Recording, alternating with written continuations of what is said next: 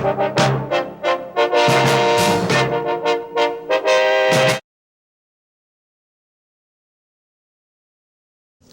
thing you can definitely say for James Costin is he knows a good thing when he sees it and sticks with it. I like gardening too. My trouble is I've never been very good at it, so down through the years I've had to make some changes in my gardening techniques. For example, just about everywhere I've ever lived there have been dandelions on the lawn. There are various ways of combating the dandelion problem. You can poison them, you can pull them by hand, or you can use a special tool that takes them out of the ground, roots and all. I prefer my method. I simply have learned to appreciate dandelions. I see nothing wrong with having a yellow lawn for part of the year.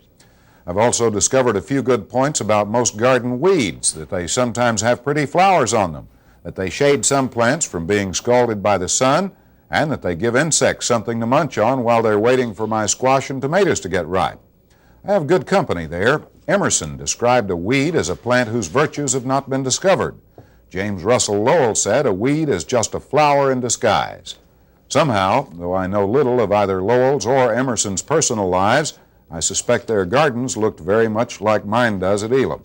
That's 13 News in a Note. Join us again at 11, and stay tuned now for a good night, James. Good night, Jim. The rest of that sentence is ABC World News Tonight.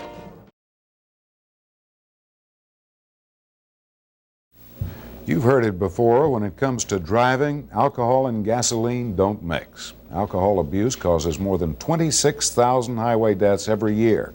4,000 of those fatalities are teenagers. Kathy Barnsdorf talked to teens here in Hampton Roads about what some say is a growing epidemic. Kathy? Jim? A little later on, homecoming, the first day of school. Good party. Well, the fires are still raging out west.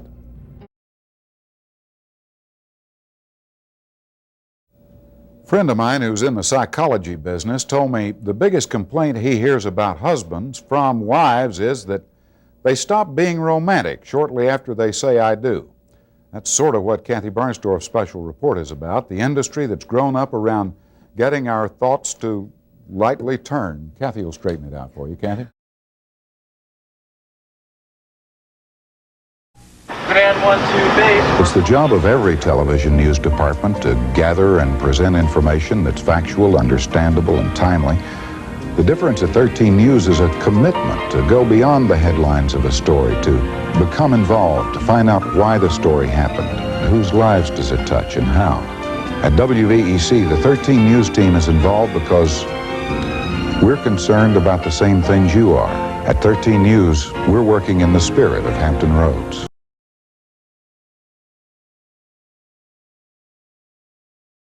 It's Thanksgiving Day. Most of us take time out to reflect on the events of the last year and try to remember why we should be thankful. 1992 has been a rough one for many people, with last weekend's killer tornadoes and August's devastating hurricane in Florida and Louisiana. Some of Hurricane Andrew's victims now live in Hampton Roads.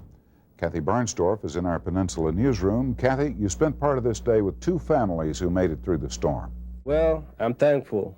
I'm really thankful that I'm with my family again, and basically with all my friends. The Prendergasts and Birds have cemented their friendship through two disasters, a Philippine volcano eruption and Hurricane Andrew. They gathered this Thanksgiving in the Prendergasts' home because it's the only one with furniture, which arrived only 2 days ago, all new. The Air Force is taking care of its own. That gives the families the stability to pray for others. Our hearts and our love goes out to everyone in the whole world.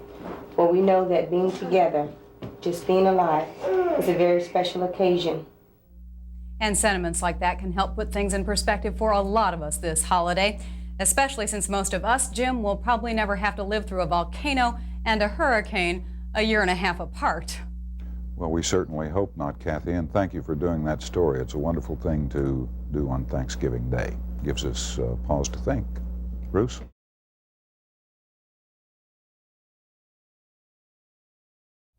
When I was a small child on a farm down in Arkansas, when an occasional plane came over, I would run outside and watch it as long as I could see it.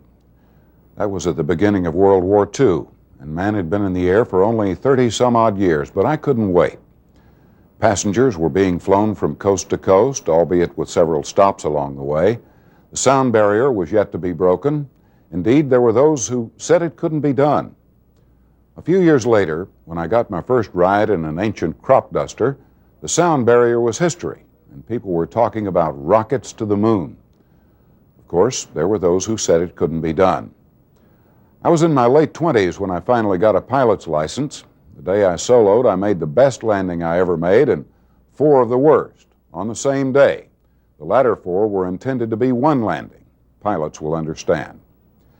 Astronauts were flying in space regularly by then, and the moon was less than a decade away. I had the singular privilege to be ABC's man at Mission Control in Houston the day Neil Armstrong made that one small step off the lunar lander and onto the surface of the moon. On the monitors in Houston, it looked like a bad science fiction movie.